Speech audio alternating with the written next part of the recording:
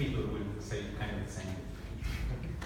I'll try not to be too hard on gamification, but I will just like be that. So before I start with this talk, just a few words about myself. I have been a math and physics high school teacher for a number of years, and just recently in the last 12 months I've worked for this YouTube channel, mathematics YouTube channel for Group 1 Brown, and just recently I've joined brilliant.org, which is a learning platform which sort of works with problem-based learning, sort of anything but the classical lecture. But I'm not here to talk about these projects. I want to talk about this. When I see scenes like this, it just warms my heart. I see people, not just children of all ages, but even adults, engaged in meaningful mathematical play, literally grasping mathematical concepts in their hands. And so these pictures are from Imaginaries exhibitions, but also from the second Global Math Week, which has just concluded a couple of days ago. And when I see this, I also ask myself, how can we bring these experiences into the classroom? Where we have a lot of constraints, where we have fewer tools, we don't have giant touch screens at our disposal, we have a curriculum to follow, we have exams to pass. How can we motivate children and students in this framework, in this context? And one possible answer is this. I wish I were writing this up. This is Classcraft. So it's a role-playing game, fantasy role-playing game, moderated by the teacher, where the students can achieve things when they pass certain goalposts in the curriculum. So draw a force diagram, you get +2 experience points. Master curve sketching, you gain the sort of asymptote or something. For me, this is a didactical declaration of bankruptcy. It's a thick layer of chocolate on top of the mathematical vegetables. And of course, this is an extreme case, but it's very symptomatic to what is happening, or how many people think how we can motivate students in the classroom. And I actually want to give you a different approach, a different example, which is very unassuming. This is Desmos. Has anyone heard of this or seen this before? It's very unassuming. It's just yet another graphical calculator. But it's actually very, very well done. It has a truly intuitive user interface. There's no modes, no commands, there's no lag. I mean, you have to experience it by yourself. You can just touch your function. And this thing is actually replacing graphical calculators by T-Rex instruments all throughout the United States, in like 15 states at least. It's approved to be used in exams. And you can go quite far in this, so you can do statistics, you can do trigonometry. You can also, as a teacher, create more focused learning experiences for more guided instruction. What is really interesting is this. This is actual students' work. And a student who has done this, I mean, you can just know that they know their trigonometry functions, they know their line equations, they know essentially all of pre-calculus. All through play and creative expression. This is really interesting, really amazing. And so this tool reawakens intrinsic motivation that we usually lose somewhere in school, this intrinsic motivation to just engage in goalless play, creative expression.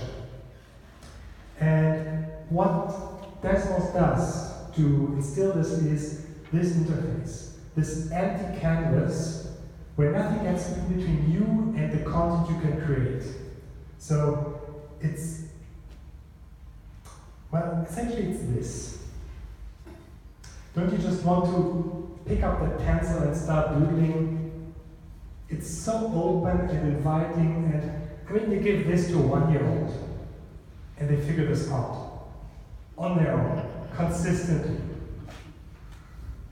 Children can get lost for hours in drawing, choosing the right colors, drawing their family members, or their dogs, or whatever.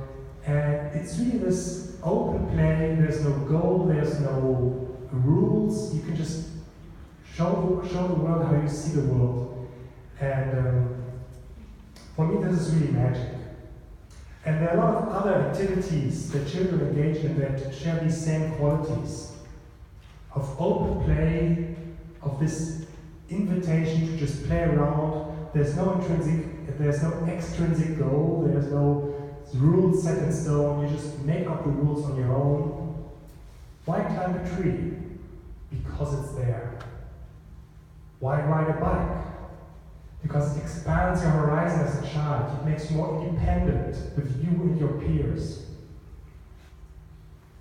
And so I want to know, how can we transfer this experience, these tools, into mathematics? And when you look at the landscape, sort of plot or look at how easy are tools to use and how general are they how general can you use them. Desmos is very intuitive, very easy to use, but it's also somewhat specialized. And we have dynamic geometry software such as Cinderella or GeoGebra, which is more powerful, but it comes at the expense of usability. There's a certain learning curve, where there's maybe script language to learn to really harness the whole power of it. And at the far end, we have programming languages, which are the most general tools we have, but we essentially still program like in the 1950s, like monospace text files. And I ask you, can we get here? It's a challenge, but I sort of refuse to accept that there's an essential trade-off between ease of use and general purpose usability of such a tool. And some people think in the same direction. So just very short sketches. This is Chalk Talk, developed by Ken Purden's group at NYU. So it sort of uses a gesture recognition system so that you can draw primitives and connect them in some functional way, matrices, transformations, all kinds of mathematical objects.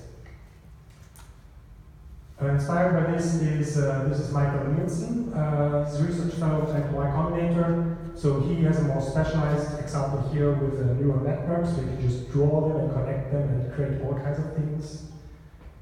This is Khan Academy research, sort of more focused on the mathematics that we have in school. We can just play around with quantities represented in a visual way, not just symbolic strings.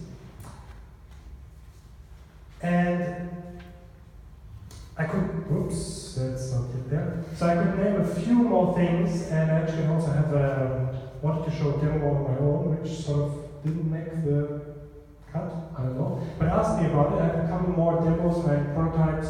If you're more interested in this, in December, Philip Jägner from Mathicon and I will host a UI prototyping workshop that aims at this sort of creation of an open explorable medium for mathematics at the Imaginary Conference. And just as a last word, so there's a saying that a computer is a bicycle for the human mind. And I absolutely love this analogy, because what we're doing right now is we give our kids in schools cutesy exercise cycles. And let's brainstorm how we can give kids a tool that actually gets them somewhere.